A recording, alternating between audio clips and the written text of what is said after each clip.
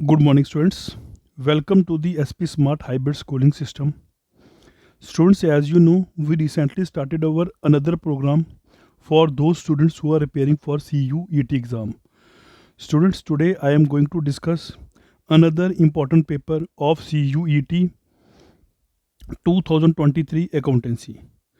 Students, आज मैं आपके साथ 2023 का CUET का अकाउंट्स का पेपर डिस्कस करने वाला हूँ.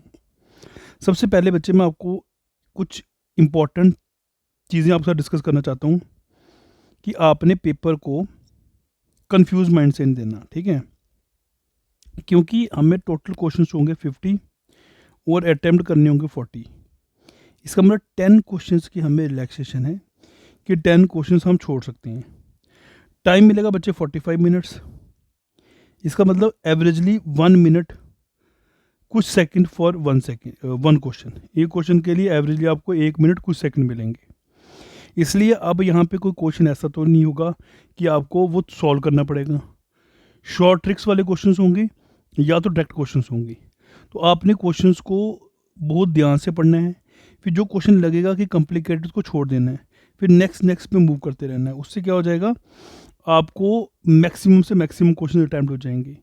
फिर मैंने आपको ऑड वन आउट वाली टेक्निक बताई थी. मैंने आपको जो आपको ऑड लगता है 4 ऑप्शंस में से पहले उसको बाहर करो, फिर 3 बचेंगे, फिर उसमें से देखो उनमें से कौन सा ऑड है उसको बाहर करो, फिर 2 ऑप्शंस बचेंगे, फिर उसमें से हमारा प्रॉबिलिटी ज़्यादा बढ़ जाती है ठीक होने की. तो ये कुछ बेसिक रूल्स हैं जो CUET में आपको हेल्प करेंगे.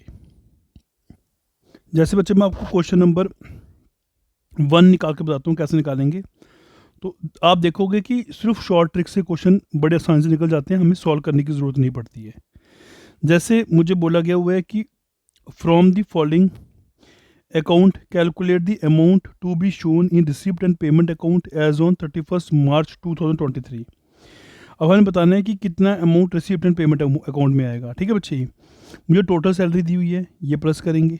ठीक है, सैलरी आउटस्टैंडिंग दी है बच्चे प्रीवियस ईयर की, तो बच्चे ये माइनस होती है. इसका मतलब 44,000 माइनस होगा. सैलरी आउटस्टैंडिंग दी है करंट ईयर की, ये प्लस होगी. और salary paid in advance 31 March 2020 previous year का एडवांस है, तो बच्चे ये ऐड हो जाएगा. कौन सा, ये 10,000 ऐड हो जाएगा. तो 64 में से 44 गया 20, 1,64,000 में से 44,000 माइनस करेंगे तो 1,20,000 प्लस 20,000 1,40,000 प्लस 10,000 1,50,000. तो बच्चे सी पार्ट इसका आंसर होगा. नेक्स्ट देखिए, when the incoming partner bring his share of premium in cash it is adjusted by crediting to. तो बच्चे जब न्यू पार्टनर प्रीमियम लाता है कैश में तो किसको क्रेडिट करते हैं, सेक्रीफाइसिंग पार्टनर कैपिटल अकाउंट को. ठीक है बच्चे, क्योंकि एंट्री क्या होती है, premium account ER2 sacrificing partner capital account. ठीक है. थर्ड देखिए बच्चे, which is the correct order of treatment of goodwill eight the time of change in profit sharing ratio. तो बच्चे ऐसे क्वेश्चंस के लिए आपको जब ऑर्डर निकालने के लिए बोल रहा हूँ, पहली या दूसरी टर्म से आंसर आ जाता है तो पूरा सॉल्व करने की ज़रूरत नहीं है. जैसे मुझे 3 पॉइंट दिए इन्होंने. फर्स्ट बोला हुआ है calculate compensation payable by gaining partner to sacrificing partner, pass the adjustment entry, calculate the share gain and share sacrifice. अब बच्चे पास द एडजस्टमेंट एंट्री सबसे लास्ट वाला कंसेप्ट होगा, सबसे लास्ट स्टेप ये होगा. इसका मतलब सबसे लास्ट में बी जहाँ लिखा होगा वो आंसर होगा. ये दोनों में लास्ट में बी लिखा हुआ है. तो पहला क्या होता है सर, पहला होता है calculate share gain and share sacrifice. इसका मतलब पहला स्टेप ये होगा, थर्ड स्टेप ये होगा, जिसका सी और बी, सी जो होगा फर्स्ट पॉइंट हुआ होगा और बी जो हुआ होगा लास्ट पॉइंट हुआ होगा वो आंसर होगा. पहला ये, दूसरा ये वाला आया, तीसरा ये. इसका मतलब CAB, तो CAB डी पार्ट है बच्चे, इसका डी पार्ट आंसर होगा. नेक्स्ट देखिए बच्चे, again at the time of retirement of partner some adjustment are to be made which are. जब पार्टनर रिटायर होता है तो कुछ एडजस्टमेंट करते हैं हम. कौन कौन सी एडजस्टमेंट करते हैं बच्चे, ध्यान से देखिए. New profit sharing ratio of country partner, yes करते हैं. अकाउंटिंग ट्रीटमेंट ऑफ गुडविल, बच्चे करते हैं, ये भी करते हैं. Sacrificing ratio of country partner, बच्चे ये नहीं निकालते हैं. और accounting treatment of accumulated profit बच्चे ये करते हैं, इसका मतलब A B D, C part इसका आंसर होगा बच्चे। तो ये भी हमने बड़े आसान से निकाल दिया। अब फिफ्थ देखिए, the written mutual agreement between partners that define the terms and conditions of the business is known as, तो पार्टनरशिप डीड होता है बच्चा, हमें पता ही। फिर कहते हैं which of the following receipts are shown in the income and expenditure account. Income and expenditure account में कौन कौन सी रिसिप्ट शो होती है बच्चे? इंटरेस्ट ऑन जनरल फंड ये शो होता है, लीगेसी शो होती है, इंटरेस्ट फी शो होती है बच्चे। लाइफ मेंबरशिप फी जो होती है वो बैलेंस शीट में आती है। इसमें मतलब ए बी डी जो आंसर होगा वो होगा ए बी डी। तो सिक्स पार्ट इसका आंसर, सॉरी ए पार्ट इसका आंसर होगा सोल्यूशन का। इस क्वेश्चन का ए पार्ट आंसर हुआ होगा। आप देखोगे एक एक मिनट से ज़्यादा नहीं लग रहा किसी क्वेश्चन को सॉल्व करने के लिए। नेक्स्ट देखिए, विच of the following is correct sequence for determining price earning ratio. तो प्राइस अर्निंग रेशो को फाइंड करने के लिए करेक्ट सीक्वेंस क्या होती है? तो देखिए बच्चे, बेसिकली प्राइस अर्निंग रेशो जो होती है वो एक किस्म की रेशो होती है, इसमें हम current price of the community share जो होते हैं उसको हम अर्निंग पर शेयर के साथ रिलेट करते हैं। तो it mean to say price earning ratio is the ratio of current price of the company share in relation to its earning per share. तो सबसे पहला काम होता है नेट प्रॉफिट निकालना। तो इसका मतलब जिसका बी पार्ट पहला हुआ होगा वो आंसर हुआ होगा। तो बी 1 2 3 तीन में, ए में, सी में और डी में बी पहले है, इसका मतलब ये बाहर हो गया। सेकंड बच्चे, तीनों में ए पॉइंट दिया हुआ है, इसका मतलब सेकंड ये होगा। Determine the dividend on preference shares, ठीक है बच्चे। थर्ड हम क्या करते हैं, determining profit available for equity share holders. अब इक्विटी शेयर होल्डर्स को प्रॉफिट देते हैं हम, तो इसका मतलब बी ए डी वाला जो होगा वो ठीक होगा। बी ए डी सेवन्थ का बी ए डी इसमें भी है, बी ए डी इसमें भी है, ठीक है। ये बच्चे बाहर हो गया। अब नेक्स्ट देखते हैं। नेक्स्ट बच्चे हमारा काम होता है डिटरमाइनिंग अर्निंग पर शेयर। अब अर्निंग पर शेयर निकालते हैं, तो ये स्टेप अगला होगा सी, तो इसका मतलब डी पार्ट इसका आंसर हुआ होगा, ठीक है बच्चे। सेवन्थ का डी पार्ट आंसर हुआ होगा। अब देखिए नेक्स्ट बोल रहा है external user of financial statement do not includes. External user में क्या इंक्लूड नहीं होता? तो बच्चे मैनेजमेंट इंटरनल होती है, तो बी पार्ट इसका आंसर हुआ होगा। देखो कई क्वेश्चन बिल्कुल आसान होते हैं। आपको इन्फॉर्मेशन से टोटल एसेट्स टर्नओवर रेशो निकालनी है बच्चे। Asset total asset turnover ratio होती है revenue from operation upon total assets. आपको बच्चे रेवेन्यू फ्रॉम ऑपरेशन दिया, टोटल एसेट को प्लस कर देंगे।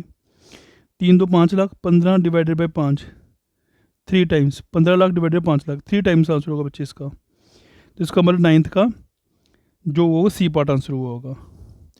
10th क्वेश्चन देखिए बच्चे, विच of the following is not the source of cash.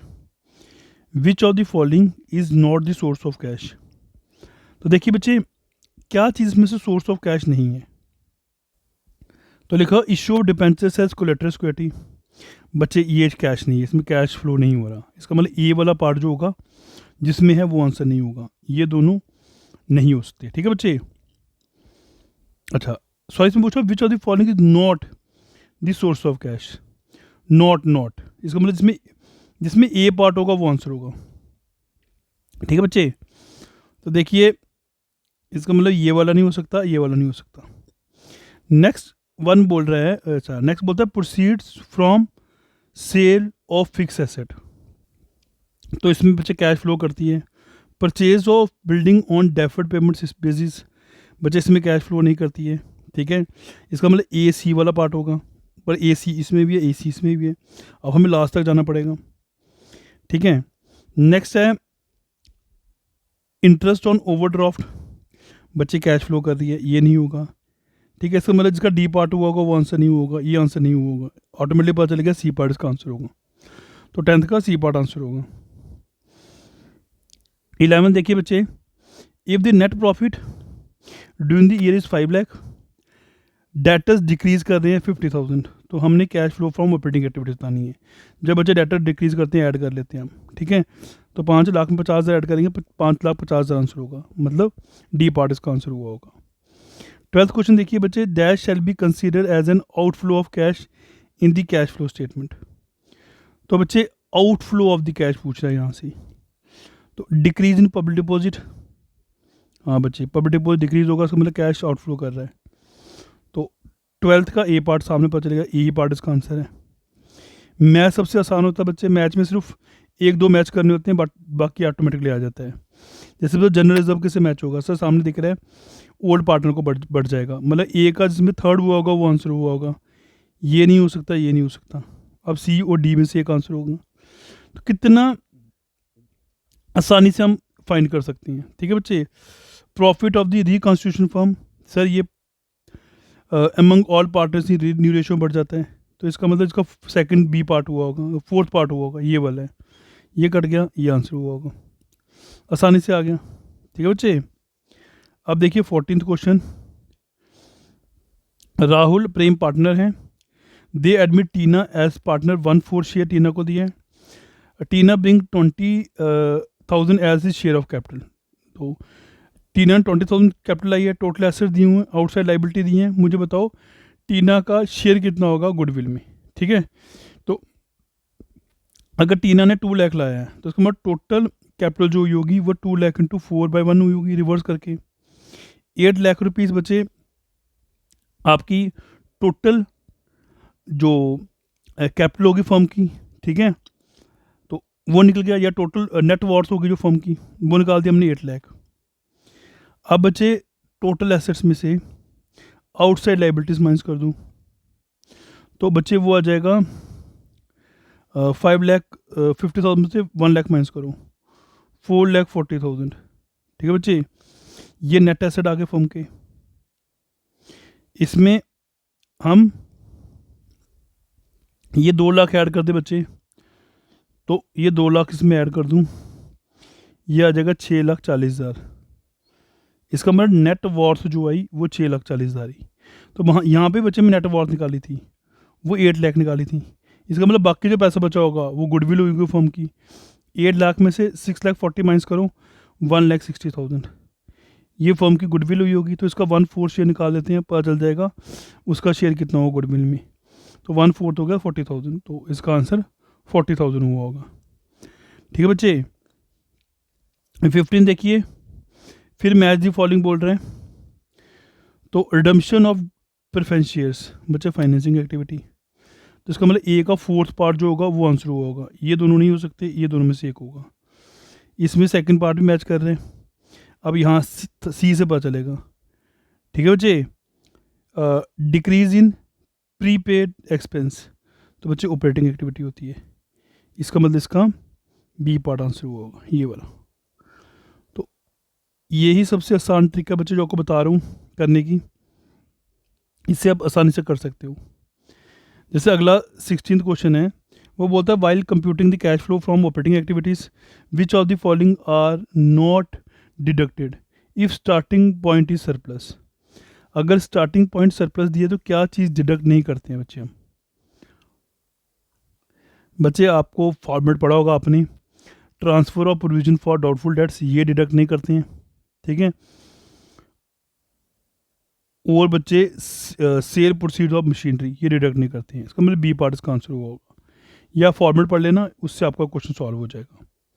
Next बोलता है arrange the following events in the happening when the share are forfeited. जब शेयर फॉरफिट होते हैं तो बताओ क्या जो सीक्वेंस होती है वो बनती है। ठीक है बच्चे,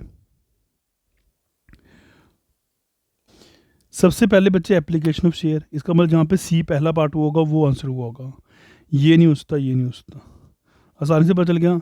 सेकेंड अलॉटमेंट ऑफ शेयर, जिसका बी पार्ट हुआ होगा, दोनों में बी है, थर्ड से पता चलेगा। ठीक है बच्चे, तो थर्ड कंपनी क्या करती है, non payment of the call, D करती है, फिर फॉरफीचर ऑफ शेयर करती है, तो इसका मतलब सी पार्ट इसका आंसर हुआ होगा 17th का। 18th क्वेश्चन बोल रहा है a private company must have at least dash members to form the valid company. 2 member होते हैं, पब्लिक में 7 होते हैं, प्राइवेट में 2 ही होते हैं। ठीक है बच्चे, 18 देखिए, debentures do not carry any charge on security of assets of the companies are known as, जो जिसमें बच्चे कोई चार्ज नहीं होता उसको अनसिक्योर्ड डिपेंचर्स बोलते हैं, बी पार्ट होगा इसका आंसर। ठीक है, बी पार्ट। फिर नेक्स्ट बोलते हैं when company called up but not received total nominal capital value of the share, it is known as, बच्चे हमें पता है subscribe but not fully paid up. तो क्वेश्चन नंबर 20 का डी पार्ट आंसर हुआ होगा। क्वेश्चन 21 में देखते हैं कि कंपनी ने 2 लाख शेयर इनवाइट किए हैं, एप्लीकेशन 3 लाख की आई हैं, 60,000 रिजेक्ट कर देने हैं, रिमेनिंग प्रो रॉटा अलॉटमेंट पे देने हैं। तो हमें पता ही है Ram is an applicant of 6,000 share, Ram को 6,000 शेयर अप्लाई किए हुए हैं, मतलब राम ने 6,000 शेयर अप्लाई किए हैं। तो बताओ इसको कितने अलॉट होंगे। तो कुछ नहीं है, 6,000 अप्लाई किए हुए हैं, ठीक है बच्चे, इनटू टोटल एप्लीकेशन कितनी है 2 लाख, डिवाइडेड बाय रिजेक्ट कितने हो गए 60,000, टोटल एप्लीकेशन रिसीव कितनी होती है 3 लाख, 3 लाख में से 60,000 माइनस करो 2,40,000। तो बच्चे काट के जो आंसर आएगा वो आंसर आ जाएगा आपका। तो बच्चे 5,000 आंसर आ रहे हैं, तो 5,000 इसका आंसर हुआ होगा, ठीक है। 22 पे आते हैं बच्चे।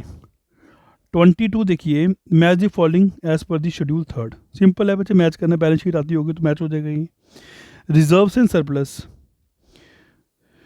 तो बच्चे reserves and surplus share holder fund पहला पता चल गया। इसका मतलब ए का जहाँ पे थर्ड पार्ट होगा वो होगा, ये दोनों नहीं होंगे, ठीक है। सेकंड, नॉन करंट लाइबिलिटी हमें पता है सर लॉन्ग टर्म बोरिंग, इसका मतलब ये आंसर हुआ होगा बी पार्ट। तो 22 का बी पार्ट आंसर हुआ होगा। 23 का सिंपल पूछा हुआ है, when the partners undertake to pay the creditors of the firm on dissolution, journal entry क्या पास होती है बच्चे। तो हमने बहुत बार ये किया हुआ है, रिलेशन अकाउंट दिया टू पार्टनर्स कैपिटल अकाउंट, ये एंट्री पास होगी। नेक्स्ट बच्चे क्वेश्चन नंबर 24 पे आ जाऊँ, तो कहता है the partnership firm compulsory dissolve when business of the firm declare illegal, the partners become insolvent, the partner firm or die on completion of venture. बच्चे when the firm is declare illegal, तो court इसको dissolve कर देता है, ठीक है, समझाई। अच्छा जी, 24 के बाद 25 क्वेश्चन पे आते हैं। 25 में बोले which of the following items are credited to the partners capital account at the time of dissolution of the firm. इनमें से कौन सी आइटम ऐसी है जो क्रेडिटेड होती है पार्टनर्स कैपिटल अकाउंट में जब फर्म डिसॉल्व हो जाती है, ठीक है। तो पहला बोला workman compulsory reserve if there no liability, second बोलता है जनरल रिजर्व, थर्ड बोलता है डेप्रिसिएशन रिजर्व, फोर्थ बोलता है प्रोविजन फॉर डाउटफुल डेट। तो बच्चे इसको बड़ा ध्यान से पढ़ो, आपने पहले भी पढ़ा होगा सर, वर्कमैन कंपनसेशन रिजर्व भी पार्टनर को बढ़ता है और जनरल रिजर्व भी बढ़ता है। इसका मतलब जिसमें ए और बी पार्ट होगा वो आंसर हुआ होगा। तो ए और बी बच्चे एक ही है, ये वाला ए पार्ट 25 का ए पार्ट होगा। 26 पे आ जाओ बच्चे, when the unrecorded liabilities are paid on the dissolution of firm it is debited to, बच्चे सिंपल है, ये आपने पहले भी पढ़ा है, तो रिलाइजेशन अकाउंट, ठीक है, इसका सी पार्ट आंसर होगा। On dissolution loss calculatory realisation account is dash to dash account. तो बच्चे लॉस क्या करते हैं हम sir, loss debited to cash account, ठीक है ना, सॉरी पार्टनर्स कैपिटल अकाउंट, ये होगा डी पार्ट होगा इसका आंसर, ठीक है। On dissolution if there is loss on the realisation it is debited to the partner capital account, partners capital account में करते हैं, ठीक है बच्चे। तो इसका 27 का डी पार्ट आंसर हुआ होगा। 28 पे आ जाओ बच्चे, तो when the firm is dissolve following accounts are open in the firm. तो बच्चे बहुत आसान क्वेश्चन है, बहुत बार किया आपने सर, रिलाइजेशन अकाउंट,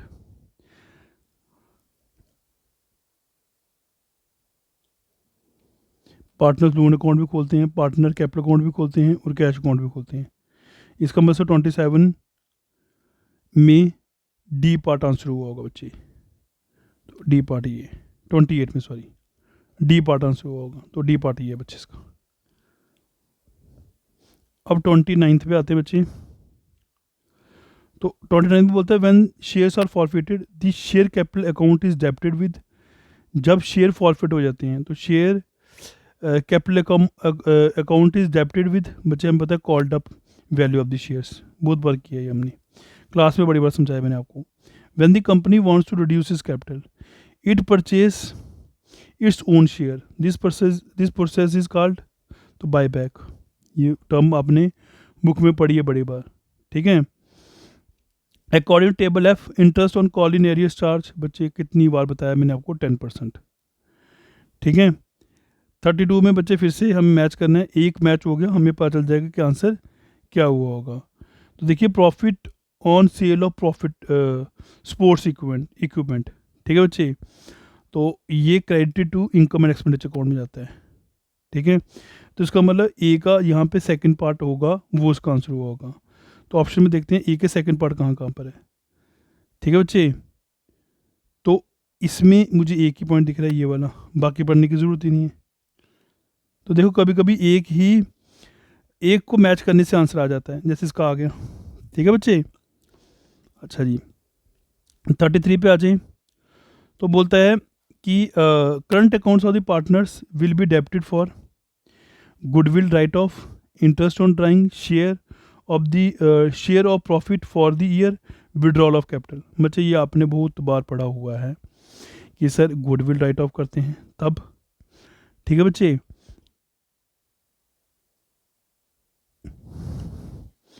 और इंटरेस्ट ऑन ड्राइंग, तो इसमें बच्चे दो ही होंगे, ये दोनों नहीं होते। ठीक है बच्चे, डेबिटेड या तो गुडविल राइट ऑफ होती है या इंटरेस्ट ऑन ड्राइंग होते हैं, डेबिट तभी करते हैं, ये तो क्रेडिट होता है। ठीक है,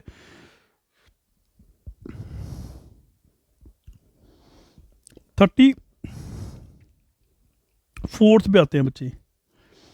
तो interest on capital sir debited to profit and loss appropriation account, आपको पता है ए का यहाँ पे थर्ड पार्ट हुआ होगा, वो आंसर हुआ होगा।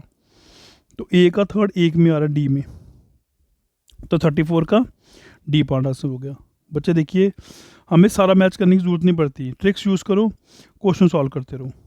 ठीक है, अब यहाँ पे मुझे बच्चे ओल्ड रेशो भी दिया है, न्यू रेशो भी दी हुई है, मुझे गेनिंग रेशो निकालनी है। बच्चे फार्मूला लगा लेंगे, गेनिंग रेशो निकल जाएगा।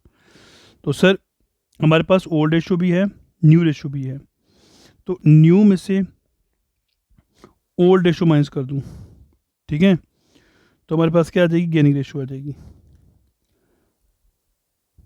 तो सिंपल इसको बच्चे आप खुद ही सॉल्व कर सकते हो, तो सॉल्व करके जो आंसर आएगा वो आपने लिखना है। तो ये 35 का ए पार्ट इसका आंसर हुआ होगा। ठीक है, अब बच्चे 36 क्वेश्चन पे आते हैं। तो वही चीज़ मैं आपको बताना चाहता हूँ कि जो क्वेश्चन लगता है डिफिकल्ट उसको छोड़ते रहो, नेक्स्ट पे मूव करते रहते हैं। ठीक है, तो कहते हैं during the settlement of disease partner executor account, जो पार्टनर मर गया उसके जो बिहाव पर जो पर्सन होगा, जब उसकी सेटलमेंट करते हैं, when the payment is paid in one instalment, which account is to be credited, जब हम एक ही इंस्टॉलमेंट में पैसा पे करते हैं तो बच्चे कौन से अकाउंट को क्रेडिट करते हैं। तो बच्चे हम कैश से पेमेंट कर देते हैं। ठीक है, तो इसका आंसर सी पार्ट होगा 36 का। 37 देखिए बच्चे, कहते हैं which are the following command is use to save any transaction permanently on database. ये तो डायरेक्ट क्वेश्चन है बच्चे, तो कमिट कमांड होती है, यह भी याद रखना है। 38 का the term data refers to, अब डाटा टर्म किसको रेफर करता है, आपने स्टैटिक्स में पढ़ा हुआ है, रॉ फैक्ट्स एंड फिगर्स, तो 38 का बी पार्ट हुआ होगा। 39 बोल रहा है the files created by spreadsheet softwares are called, जो फाइल स्प्रेडशीट्स को क्रिएट करती है उसको क्या बोलती है बच्ची, तो आपको पता है ये वर्कशीट होती है, ये याद रखना। ये 40th पे आता हूँ बच्चे, तो विच of the following option is consolidate data in open office writer. तो बच्चे इसको आपको याद ही करना पड़ेगा। तो इसमें बच्चे हम डाटा टैब करते हैं, data tab gives the option to consolidate the data in the open office writer. तो बच्चे इसका आंसर सी पार्ट हुआ होगा। तो जो डिफिकल्ट लगता है बच्चे को छोड़ भी सकते हो। अब देखो ये बड़ा क्वेश्चन, आसान सा क्वेश्चन आया हुआ है, इसके बेस पे 41 से 45 क्वेश्चन हैं। Ryan international limited issued 5000 shares, 9% shares of premium 20 payable. ठीक है, 40 एप्लीकेशन 40 अलॉटमेंट, इसमें प्रीमियम इंक्लूड है, balance on first and final call. Total share receive कितने हुए हैं 7500, मतलब एक्स्ट्रा हो गए हैं। बाकी हमने प्रो लॉट अलॉटमेंट में बना देने हैं। All the money were made and the amount received एसिड मुदित, वो अप्लाइड फॉर 300 शेयर्स, सबका पैसा मिल गया, मुदित का नहीं मिला। तो his share are forfeited after allotment as he did not pay the allotment money. Allotment के बाद इसके शेयर को फॉरफिट कर दिया गया क्योंकि इसने अलॉटमेंट मनी पे नहीं की थी। तो फर्स्ट क्वेश्चन पूछता है the amount of money receive during application. Application में कितना पैसा आया होगा बच्चे 7500 इंटू एप्लीकेशन कितने की थी 40 की थी, तो 40 से मल्टीप्लाई कर देंगे, ठीक है। तो यह है 3 लाख रुपये इसका आंसर हुआ होगा। नेक्स्ट पूछता है 42 what is the balance amount per share to be received at the first and final call. तो बैलेंस कितना रिसीव हुआ होगा फर्स्ट एंड फाइनल कॉल में। टोटल सर 100 रुपीज़ थे, एप्लीकेशन के 40 नहीं मिले, इसमें प्रीमियम इंक्लूड था, मतलब 20 इसके नहीं मिले, ठीक है। तो टोटल बचा 40 रुपये, इसका मतलब 40 रुपये हुआ होगा बैलेंस कहाँ पे फर्स्ट एंड फाइनल कॉल में। तो 40 रुपीज़ का आंसर होगा, ये मेरे क्लास में समझाया हुआ आपको। फिर नेक्स्ट बोलता है what amount is transfer to the security premium reserve account. तो बच्चे सिक्योरिटी प्रीमियम रिजर्व अकाउंट में कितना अमाउंट ट्रांसफ़र हुआ होगा। टोटल शेयर्स कितने थे बच्चे, टोटल शेयर थे 5000, ठीक है। एप्लीकेशन कितनी 7500 और मुद्दित ने कितना अप्लाइड किया था 3000। तो फॉर्मूला लगा लो 5000 डिवाइडेड बाय 7500 इंटू 3000। बच्चे जो आंसर आएगा वो लिख देना है, ठीक है। तो ये है बच्चे 2000, ठीक है। ये तो आगे बच्चे मुद्दित का शेयर।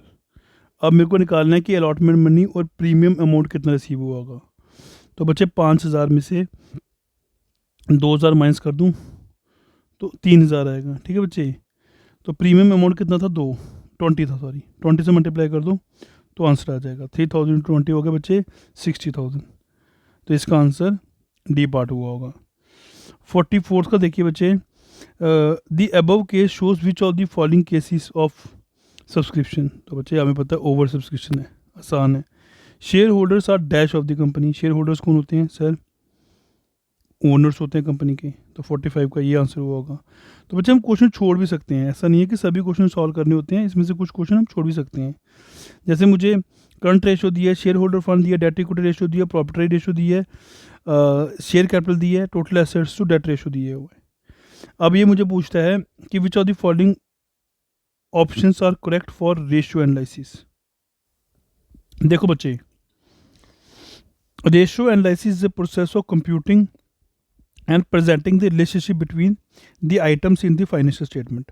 ये बड़ा डीपर एनालिसिस करती है, लिक्विडिटी को लेकर, सॉल्वेंसी को लेकर, एक्टिविटी को लेकर, प्रॉफिटेबिलिटी को लेकर, ठीक है। और it becomes less effective if it ignores the price level change. इसका मतलब ये होगा और सी पार्ट हुआ होगा, ठीक है। ये दो ही स्टेटमेंट में बोले गए होंगे, तो इसका मतलब बच्चे ए और सी वाला पार्ट, ए पार्ट इसका आंसर होगा 46 का। 47 पे आ जाओ बच्चे, करंट रेशो का formula current assets upon current liabilities, B part. Debt equity ratio का फॉर्मूला बच्चे मेरे को बताया long term debt upon share holder fund. तो long term debt upon share holder fund 48 का ए पार्ट। 49 में बोल रहा है property ratio is an dash ratio. तो बच्चे प्रॉपर्टी रेशो क्या होती है, सॉल्वेंसी रेशो होती है। तो 49 का बी पार्ट हुआ होगा, ठीक है बच्चे।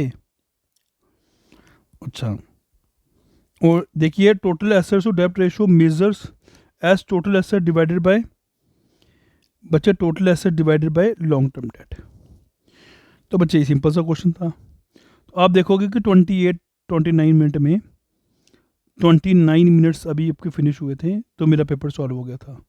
अभी मेरे पास चॉइस थी, जो क्वेश्चन मुझे लगता है डिफिकल्ट मैं छोड़ सकता था, 10 क्वेश्चन इसमें लीव कर सकता था। तो बच्चे पेपर CUT का टफ नहीं होगा, बस हमने कॉमन सेंस से चलना है कि आपने पहले अपनी कॉमन सेंस यूज़ करनी है, फिर उसके बाद जो पेपर करना है ध्यान से समझ के करना है कि सारा पेपर जो अच्छे तरीके से हो और हमें जो क्वेश्चन मुश्किल लगे उसको लीव आउट करते रहें, ठीक है। तो मैक्सिमम से मैक्सिमम अटेंप्शन आपकी हो जाएगी। तो CUT आपके लिए अकाउंट्स का मुश्किल नहीं होगा। आप मेरी सारी वीडियोस जो भी सेंड करूँगा उसको अच्छे तरीके से आप देखते रहना। Thank you students.